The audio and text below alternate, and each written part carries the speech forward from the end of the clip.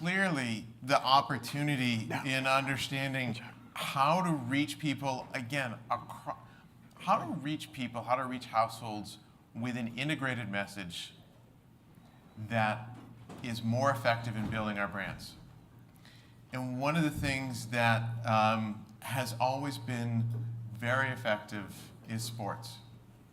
And we're fortunate today to have our friends from ESPN share with us their insights on how sports fans are leveraging all different touch points, but the impact they're seeing of mobile in a cross-platform mix. So I would like to welcome to the stage now three folks from our ESPN team, starting with Artie Bulgren, who is SVP of Insights and Global Research and Analytics with ESPN and a member of our board of directors.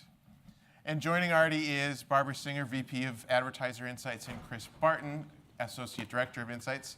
And I will turn it over to Artie. Thank you, Chris. Thank you. Pleasure. Welcome. Good. So this has been bugging me yesterday and today, and that the folks down here on the first base line can't see anything. So we're going to do this.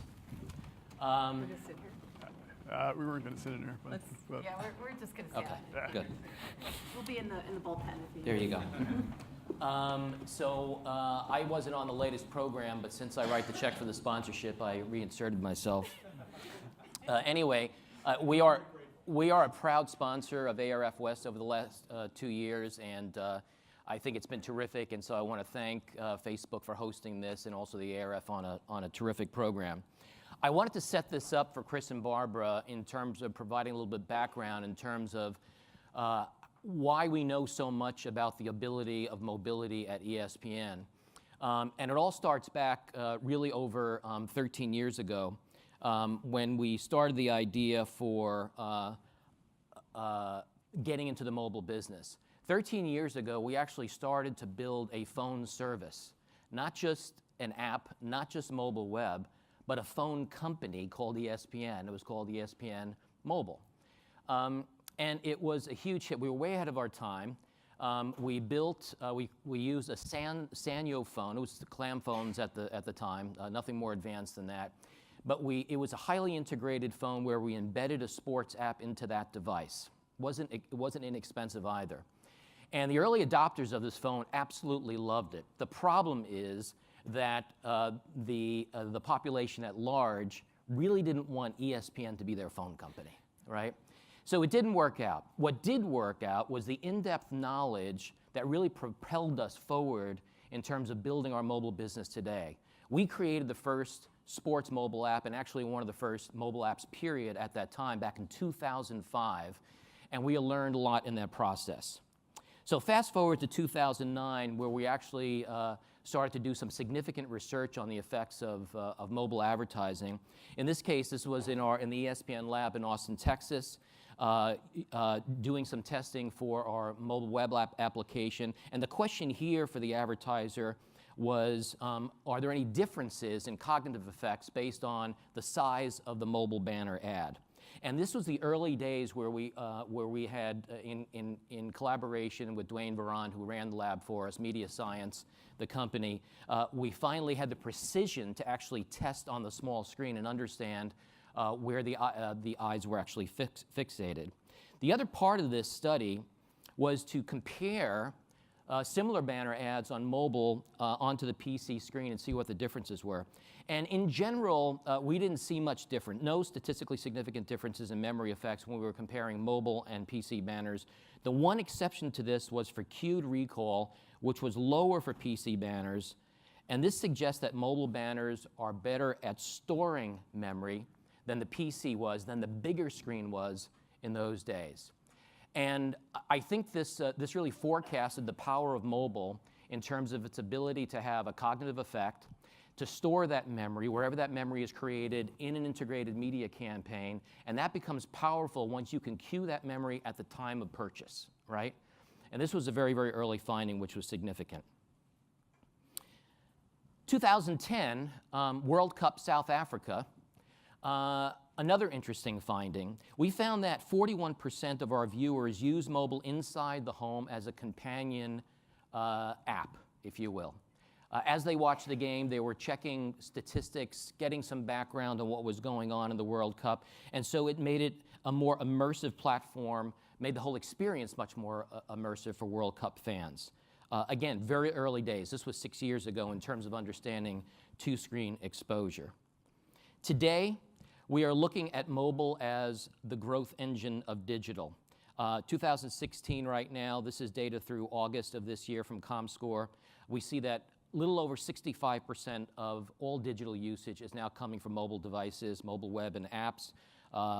And this is where the growth is coming from as we see PCs actually begin to level out. And for ESPN, this has also become a force for us in terms of engaging millennials, which have become harder to reach on television.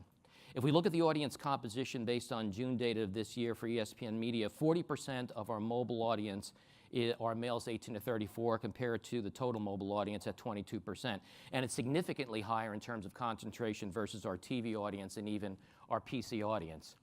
Mobile is an extension of our brand, and it gives us an ability to reach this audience that becomes harder to reach over more traditional platforms. And as a result, among men 18 to 34, ESPN is actually a top 10 mobile platform in the space today, which we're very pleased about. But the most significant thing about mobile in the world of sports right now is that how it is transforming the way that particularly young men stay in touch with sports. It's the ubiquity of these devices and the ability to have sight, sound, and motion in your pocket at any given time, and this ability to accrue reach very, very quickly. So here's one case study on that. Back in April, when Tom Brady's case on Deflategate, his appeal was overturned by the courts on April 25th, news broke very, very quickly on SportsCenter and later on digital platforms, on our digital platforms. And here you can see the unique audience for persons 2+ that were getting the news on television, on PC, and then on mobile devices. And you can see the significant reach, the TV, the comparable TV reach that was generated on mobile devices as people were learning about this. It's very, very significant. And then when we use comparable metrics to look at the average minute audience, so we get an idea of what the potential was in terms of generating an ad impression for those folks. One thing that becomes perfectly clear here, if you see mobile is at the top in the purple, and it was generating about 100,000 viewers in the average minute, is that while the reach of mobile is significant, it is about a frequency of checking and for very short periods of time. So significant reach, but the engagement level is very, very different. But again, we have that ubiquity to reach people wherever they are. But still, we see significant lift on top of television at any given time. This is a chart that shows the reach of ESPN's multi-platform audiences based on ComScore data for September 2015. You could see persons 18+ there, our average day week, our average week reach, and our total persons reach, and the same thing for men 18+. But when we break that down, when we dedupe that to see what individual platforms these people are using on any given day, the important thing to understand in terms of looking at campaign effects is that only 15% of our users are using more than one of our platforms at any given day. And we see among persons 18+ that 23% of our users will only be accessible on digital platforms on a day like today, for example. And more than 70% of that unique audience is on mobile. And that continues to grow. So Erwin Efron said we use different platforms because they do different things, and we've heard a lot about that over the last couple of days.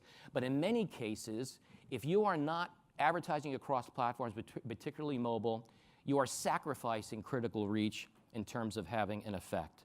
So to talk more about this and the evolution of reach and effectiveness across mobile, I'd like to introduce Mr. Chris Barton.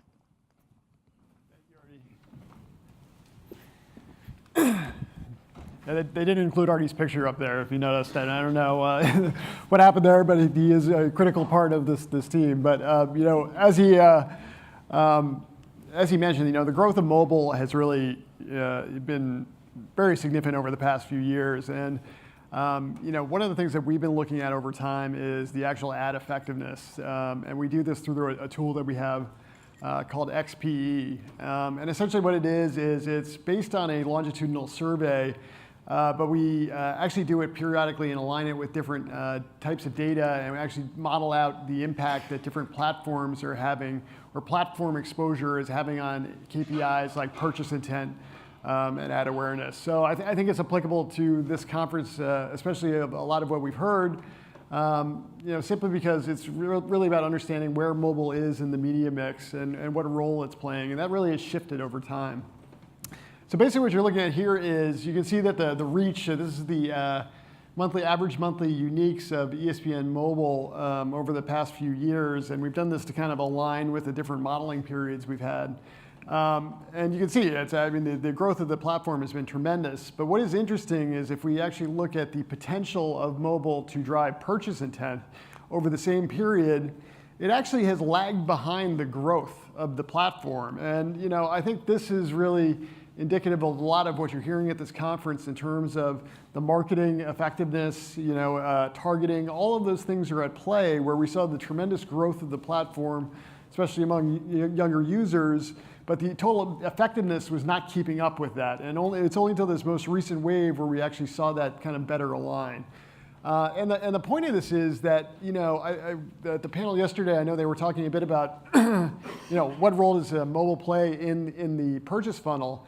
And we've really found it's playing a role at all levels of the purchase funnel. So if we look at something like awareness, which is typically a TV metric that we know does very well and drives that metric. In the past, we kind of pigeonholed mobile to be more at the bottom end of the funnel and do engagement, doing that type of thing. But in our latest modeling work, we actually see how mobile is actually adding to every level of the purchase funnel. And so if you add mobile display to TV alone, you see a 42% increase. If you add VOD, which is our short form video, you see that's 84 increase over TV alone. Or live streaming, which is our Watch ESPN product, you can see this significant increase. And I think that's really a testament to the fact that mobile's reach and effectiveness has grown over time. One other thing we also want to share with you is how we're using this modeling to help our partners. So here's an example of a studio who came to us. They have a very short flight. They have an ad campaign that they have a new movie release that they want to market, and they're actually asking us, how can we optimize our campaign across ESPN platforms to best move our KPIs? So it's a short flight, as most studio campaigns are. They said they want to spend equally across platforms each week. And really what they want to do is drive awareness early, which makes sense, and then actually shift it to intent to see as the release date comes up, which also makes sense. And this is something that we can use our modeling to answer. So what is the optimal media mix to drive our KPIs?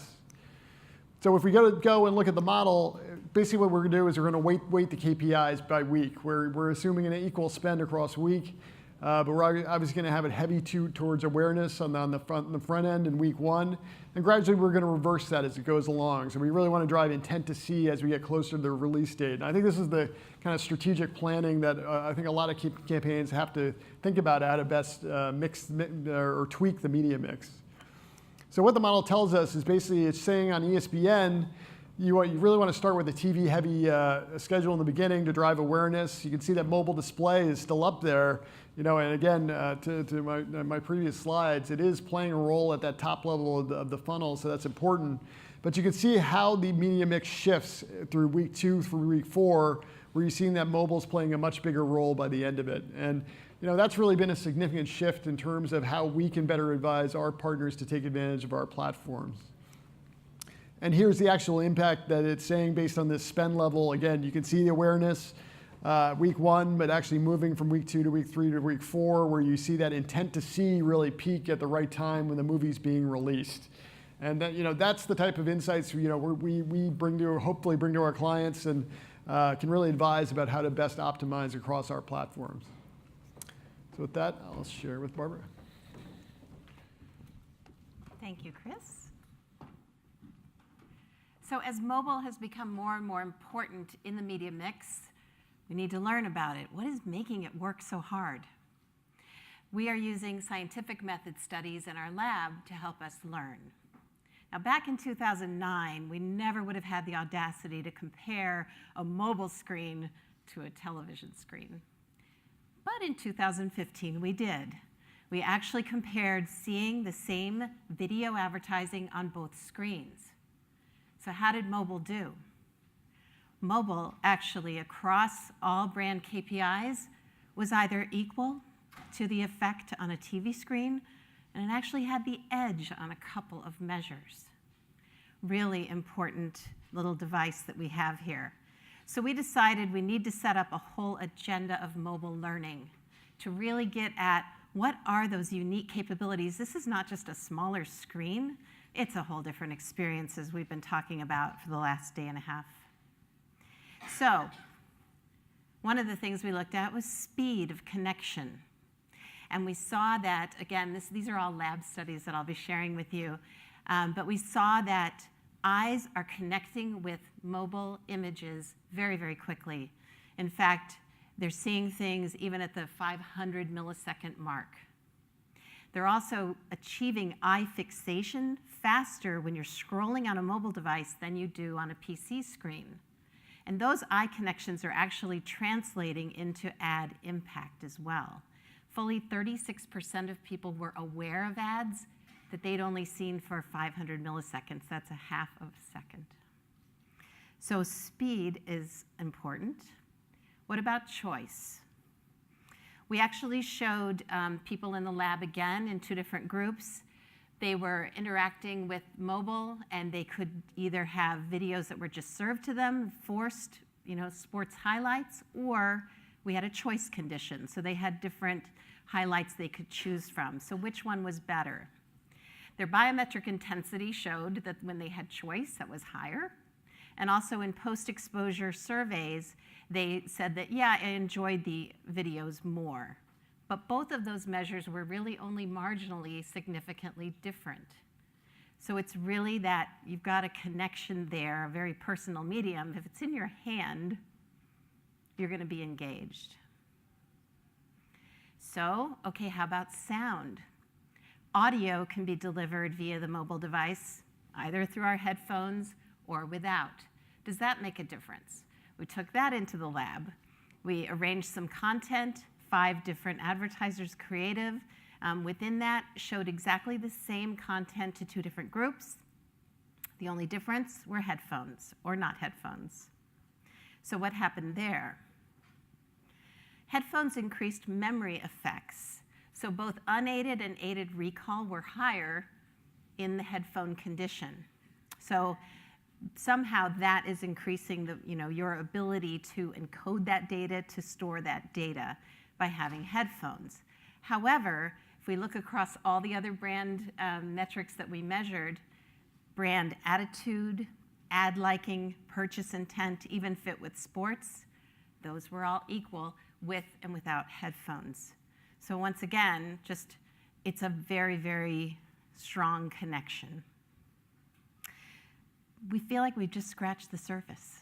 So we're really excited to see that the ARF is doing a great slate of mobile learning between Manuel and Horst and your efforts. That'll be terrific ways for us to continue building our agenda of learning.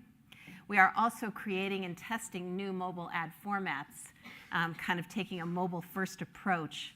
And we're going to run these through our lab one at a time, looking at them for both the impact on our fans. We want to make sure the fan experience is powerful, as well as for the advertisers. And that's it. Thank you. Don't go away. Don't go away. Yeah, no. Barbara, Chris, Artie, thank you all very much. Clearly, ESPN ahead of the game when it came to mobile. And I think we've got time for 1 or 2 questions, if there are any right now. Yes, Mark, right next to you.